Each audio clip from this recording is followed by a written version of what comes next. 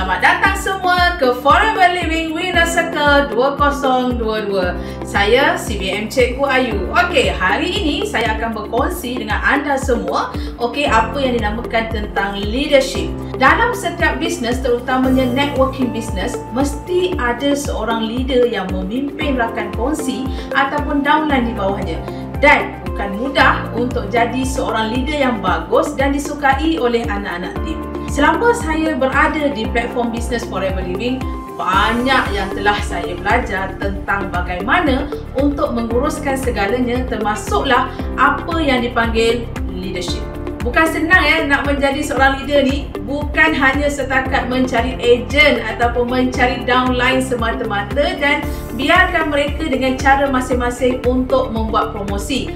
Tetapi ada tanggungjawab yang lebih besar lagi, iaitu untuk kita bantu jayakan mereka untuk sama-sama berjaya berdiri di pentas dunia dalam bisnes Forever Living. Okey, jom saya kongsikan dengan anda semua 9 tips ini. 9 tips bagaimana nak jadi leader yang berjaya. Okey, tips nombor 1. Sentiasa menjadi contoh teladan yang baik. Kita sebagai leader kena sentiasa menjadi contoh yang baik untuk anak-anak tim dalam apa jua perkara.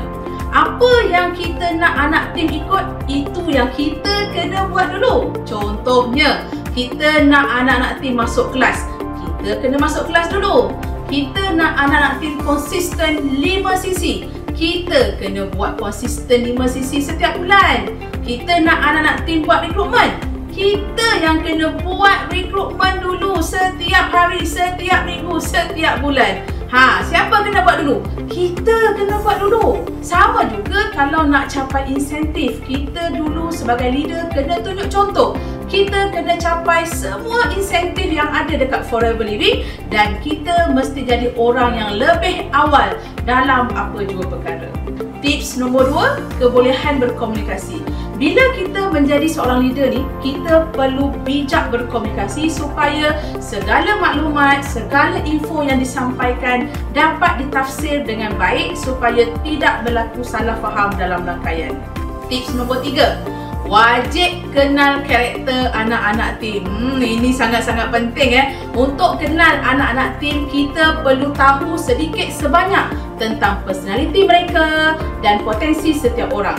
Bila kita kenal, kita lebih mudah untuk kita salurkan kekuatan yang mereka ada untuk jayakan bisnes. Sebagai leader, kita kena cungkil apa bakat mereka, apa potensi anak-anak tim walaupun mungkin mereka belum ada pengalaman niaga sebelumnya. Tetapi kita sebagai leader, kita yang kena yakinkan mereka yang mereka boleh berjaya di platform ini. Okey, tips nombor 4. Fokus pada solusi, bukan pada masalah. Kita perlu fokus kepada perkara yang kita boleh kawal, bukan fokus kepada masalah. Pemimpin yang baik, ketua yang baik mampu menukarkan setiap masalah kepada peluang. Dan yang paling utama pemimpin yang hebat tidak hanya menyalahkan tim semata-mata, tetapi sentiasa bertindak bersama untuk mencari solusi dan untuk membetulkan kesalahan. Tips nombor 5, sokong dan paksa. Ini yang saya suka. Sebagai ketua, kita perlu tahu bila masa untuk kita sokong dan bila masa untuk kita perlu paksa. Sokong dan paksa ni perlu sebab kita nak bina keyakinan pada anak-anak tim untuk buat mereka percaya yang mereka boleh capai insentif yang disediakan. Kita sebagai pemimpin, keseimbangan dalam kepimpinan itu sangat-sangat perlu. Dan kita tak boleh selamanya sokong tanpa push anak-anak tim untuk melihat mereka terus berkembang. Tips nombor 6, motivasi yang tinggi. Seorang pemimpin yang hebat perlu ada motivasi diri yang tinggi. Seorang pemimpin yang hebat perlu sentiasa bersemangat dalam setiap perkara. Kitalah yang perlu menjadi orang yang paling bermotivasi dan sentiasa teruja untuk bantu mereka lakukan yang terbaik hari demi hari. Okey? Dan tips nombor 7, gali ilmu baru tanpa jemu. Nak jadi pemimpin yang bagus, nak jadi ketua yang bagus, Okey, kita kena sentiasa rendahkan diri untuk belajar. Mesti nak ada ilmu baru. Nak jadi, kita mesti jadi seorang anak murid ataupun pengikut yang baik dahulu, follower yang baik dahulu sebelum kita jadi ketua ataupun pemimpin yang baik. Okey, tips nombor 8. Beri inspirasi dan motivasi. Pemimpin yang bagus selalu memberikan inspirasi kepada rangkaian. Pemimpin yang bagus selalu memberikan motivasi kepada rangkaian tanpa henti. Mesti nak cuba menjadi insan yang sentiasa menghargai setiap usaha kecil anak-anak tim.